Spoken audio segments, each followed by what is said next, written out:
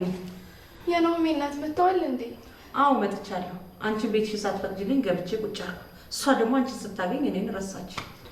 በጣም ይቅርታ ማሚዬ። ሲቆጥሩ ሁኔታ ውስጥ ስላልነበረች እሷን ላውራት ብዬ ነው። አዎ አይኗ አባብጦ ሳየው የሆነ ነገር ተረድቻለሁ። የናሆሜ እናት በጣም ይቅርታ እንደመጡ እኮ ስላላወቅኩ ነው። አሁን ግን ካወቅኩኝ አይቀር ልግባና ቡና ዳፍላሉት ምግብም ይበላሉ። ችግር የለውም። እኔ አሁን አዩ ይመጣል። ወደ ቤት መሄድ አለብኝ። እንደ ማንኛውም ዝርክርክ ሴት ተኝቼ ተጋድሜ ባሌን መጠበቅ የለብኝም። ሰንዳ ብዬ ነው ባሌን መጠበቅ ያለብኝ። በሉቻ እና ማሚዬ ደህና ምንም ሸኛ ያስፈልገኝ። አመሰግናለሁ። አንቺ እሷን በደንብ አጽናኛት። ለናሆሜም ደውዬ ነግረዋለሁ ምግብ ውጭ በልቶ እንዲመጣ። ቻው። ምስክርም ካስፈለገ እንገዛለን። ለማንኛውም አዲስ ነገር ካለ ደውልልሻለሁ። እንግዲህ ጽናት አሳይሻለሁ ከወጥ መቀቀል የትም እንደማትሸጋገሪ። ቆይ ምንድን ነው ያደረግሽው?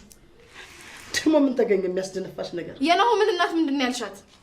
ኧረ እባክሽ የናሆም እናት እኮ ጓደኛዬ ናት።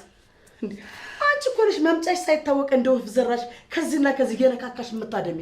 አንቺ ሴት የምትናገሪውን ነገር ተጠንቀቂ። ባልጠነቀቅስ ምን ታመጫለሽ? ይኸውልሽ ስሚኝ፣ አሁን ምሳ የሚያዘጋጅልሽና አስተካክይ። እሺ ይኸውልሽ ፈጣሪ ምንም ባጠፋ እንኳን አንቺ እጅ ላይ እንደማይጥለኝ አውቃለሁኝ። እሺ ይሄ ምንድነው? ተረጋጉ እንጂ ለምንድን ነው የምትጫጫሁት? አሳይሻለሁ። ሰማሽ? የራሽን ቤት በደንብ ሳትገነቢ እዚህ የማንንም ቤት ለመስራት አትሞክሪ። እሺ ምን ማለት ነው? አማትን እዛ አስቀምጦ ለማጠቀም ገረድ ማሽቃበጥ ቤትን ማፍረስ ካልሆነ ምን ይመስልሻል? እባክሽ ገረድ? አዎ ለኔ አሁንም ገረድ ናት። ልዩነቱ አሁን አልጋ ላይ ተኝታ ነው የምታብስላችሁ፣ በፊት ደግሞ መሬት ለመሬት ፍራሽ ላይ ተኝታ እየተርመጠመጠች ነው አይደል? እንደሚቲቱ ለኔ አሁንም ገረድ ናት። ገረዲቱ አይመስልሽም? በእውነት ጽናት ማንም ሳይኖር እንደዚህ እንደምትናገሪ ስትነግረኝ ተጠራጥሬ ነበር። ለካ እውነቷን ነው። አየሽልኝ አይደል ምሩ፣ ምን አይነት እሳት ውስጥ እየኖርኩኝ እንዳለ። እሳት ውስጥ የከተተሽ እኮ ኪራ ነው። ቀለበት ለምን የማያደርግልሽ ይመስልሻል? ነው ወይስ ኪራ ገንዘብ አጥቶ? ለምን ታውቂያለሽ? ገረድ ስለሆነች ስለማትመጥኝ ነው። እሺ ለክብሩ በጭራሽ ስለምገር አይጠበቅ። ምንድን ነው የተፈጠረው? ማንነቷን ስነግራት ተናዳ ሄደች። የምን ማንነት? ገረድ መሆኗን ነው። ገረድ? እኔ እኮ ግርም የሚለኝ የሰው ልጅ ማንነቱን ስነግራችሁ ለምንድን ነው የምትናደዱት? ኧረ እመለሳለሁ፣ ጠብቂኝ። እባክሽ አትይኝም። ወይዘሮ ቅድስት አንቺም ቤቲም የምትናገሩት ንግግር አጥንት ሰርስሮ ገብቶ ቅስም የሚሰብር ነው። እኔ እኮ የሚገርመኝ ከሴቶቹ ያንተ ማሽቃበጥ እኮ ነው። እስኪ እንደ ወንድ ለመሆን ሞክር። ምን አይነት ጉር ነው? ሰላም ጤና ይስጥልኝ። ውድና እየተከበራችሁ የቻናሌ ቤተሰቦች እንደምን አላችሁ? በያላችሁበት ሰላም፣ ጤና፣ ፍቅር፣ ደስታ ይብዛልኝ እያልኩኝ ዛሬም በአዲስ ቪዲዮ ተመልሼ መጥቻለሁ። ለቻናሌ አዲስ ከሆናችሁ ሰብስክራይብ በማድረግ ቤተሰብ አድርጉኝ። እንዲሁም ላይክ እና ሼር በማድረግ ሀሳብ አስተያየት ካላችሁ ኮሜንት ላይ አስቀምጡልኝ። ዛሬ ይዤላችሁ የመጣው ጽናት ክፍል 103 ነው። ጽናት ክፍል 103 ምን ይመስላል የሚለውን እንግዲህ በሰፊው አብረን የምናይ ይሆናል። ወዴትም ሳትሄዱ አብራችሁን ቆዩ። በባለፈው ክፍል እንዳየነው እንግዲህ ጽናትና የቤቲ እናት ትልቅ ሰጣ ገባ ውስጥ ገብተዋል። የቤቲ እናት ጽናትን ካልከሰስኳት እያለች ትገኛለች። እንዲሁም ደግሞ ጽናት እንግዲህ በተደጋጋሚ ይቅርታ ብትጠይቅም የቤቲ እናት ግን በጭራሽ ይቅርታ አላደርግም በማለትም እንግዲህ ያዙ ይልቀቁኝ እያለች ትገኛለች። ዛሬስ ምን ይመስላል የሚለውን እንግዲህ ይዤላችሁ መጥቻለሁ። ወዴትም ሳትሄዱ አብራችሁን ቆዩ። ምሩና የናሆም እናት ወደ እነ ጽናት ቤት ከመጡ በኋላ ምሩ ጽናትን ለማረጋጋት ስትል ከቤት ወጥታ ጽናት ወዳለችበት ክፍል ሄዳለች። ታዲያ የናሆም እናትና የቤቲ እናት ደግሞ ስለሚተዋወቁ አብረው እያወሩ ነበረ። እንግዲህ ጽናትን እያጽናናቻት እያረጋጋቻትም እያለች እንግዲህ የናሆም እናት ወደ ቤት ካልሄድኩ ብላ ተነሳች። ታዲያ የናሆም እናት አሁን በነገር ምሩን እየጎዳቻት ትገኛለች።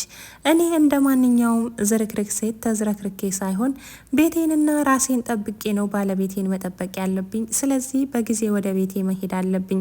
ለናሆምም ደውዬ ነግረዋለሁ እራቱን ከውጭ በልቶ እንዲገባ በማለትም እንግዲህ ምሩን እንዲሰማት እያደረገች ትገኛለች።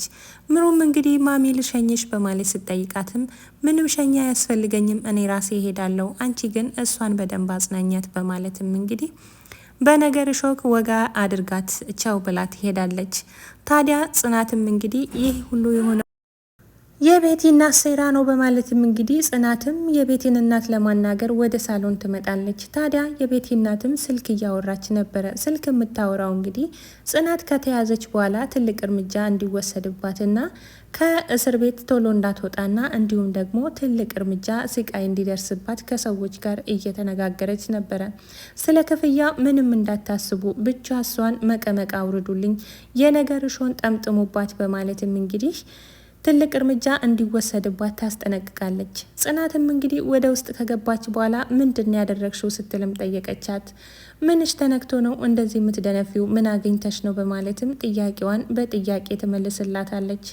ታዲያ ምሩም ደግሞ መጥፎ ነገር እንዳይፈጠር በማለትም ተከትላ ገብታ ነበረ። ታዲያ በትላንትና ህይወቷ ልትሰድባትና ልታንጓጥጣ ስትፈልግም እንግዲህ ትላንትና ፍራሽ ላይ ነበረ የምተኙ፣ ዛሬ ወደ አልጋ ከፋልሽ፣ ስለዚህም የልብ ተሰማሽ። ኪራ ሲጀመር ቀለበት የማያደርግልሽ ለምን ይመስልሻል? ስለማይፈልግሽ እኮ ነው በማለትም እንግዲህ ከሷ የማይጠበቀውን ንግግር ትናገራለች። ታዲያ ምሩም አንድ ልጅ ያላት እናት እንደዚህ መናገር አይጠበቅባትም፣ ስለዚህ ይሄ ሁሉ ካንቺ አይጠበቅም በማለትም ትናገራታለች። በጣም ታሳፍሪያለሽ በማለትም እንግዲህ ጥሩ ንግግር እንዳልሆነ ትነግራታለች። ታዲያ በዚህ መሀል ክብሮምና ሰኒ ከውጭ መጡ። ከውጭ ሲመጡ እንግዲህ ጽናት ተናዳ ጥላቸው ትወጣለች። ሰኒም ገና እንደገባች ምን ተፈጠረ ብላ ስትጠይቅም እንግዲህ ማንነቷን ስነግራት ተናዳ ወጣች በማለትም የቤቲ እናት ለሰኒ ትመልስላታለች። ምን አይነት ማንነት በማለት ስትጠይቃት ገረድ መሆኗን ስነግራት ተናዳ ወጣች ትላለች። ታዲያ ሰኒም ደንግጣ ገረድ ነው ያልሽው በማለትም እንግዲህ አንቺ ጠብቂኝ እመለሳለሁ በማለትም ጽናትን ተከትላ ትወጣለች። እንግዲህ ምሩም ጽናትን ተከትላ ከወጣች በኋላ ክብሮም ደግሞ አንቺም ሆንሽ ልጅሽም የምትናገሩት ንግግራችሁ አጥንት ሰርስሮ ገብቶ ልብን ይነካል በማለትም እንግዲህ ጥሩ ንግግር እንዳልሆነና በተለይም ደግሞ ከአንድ እናት የማይጠበቅ ንግግር መሆኑን ይነግራታል። እሷም ታዲያ አንተስ ምን እንደ ሴት እንደዚህ ያደርግሃል? ወንድ ለመሆን ሞክር በማለትም እንግዲህ ያልተጠበቀውን ምላሽ ስትሰጠው ትሰማለች ማለት ነው። ታዲያ የቤቲ እናት በዚህ ልክ መናገር ባይጠበቅባትም ግን እሷ እንደመጣላትና ልክ ቤቲ ትላንትና ጽናትን ስትናገራት እንደነበረ ሰላም ባላት ሰዓት ጽናትን ከዚህ በላይ ስትናገራት እንደነበረ ዛሬ እንደዛው እናቷ በተደጋጋሚ ስትናገራት ትታያለች ማለት ነው። እንግዲህ የናሆም እናትም እንግዲህ ነገር እየጎነጎነች ትገኛለች። የናሆም እናት ናሆምን ከደወለችለት በኋላ ወደ ቤት ና በማለትም ወደ ቤት እንዲመጣ አድርገዋለች። እሱም ደግሞ ወደ ቤቴ ነው የምገባው በማለትም እንግዲህ ወደ ቤቱ እንደሚገባ አሳወቃት። እሷም ይሁን እሺ ጥሩ በማለት እሱ ወዳለበት ወደ ቤቱ ተመልሳ መጣች። ከመጣች በኋላም እንግዲህ መልካም ነገር ሳይሆን ስለ ምሩ ክፋትን ብቻ ነበረ አውርታ ተመልሳ የሄደችው። ምሩም እንግዲህ ጽናትን ካረጋጋቻት በኋላ ወደ ቤቷ ተመልሳ ነበረ። ናሆምም እንደ ድሮ በፈገግታ ሳይሆን ተናዶ ነበር የጠበቃት።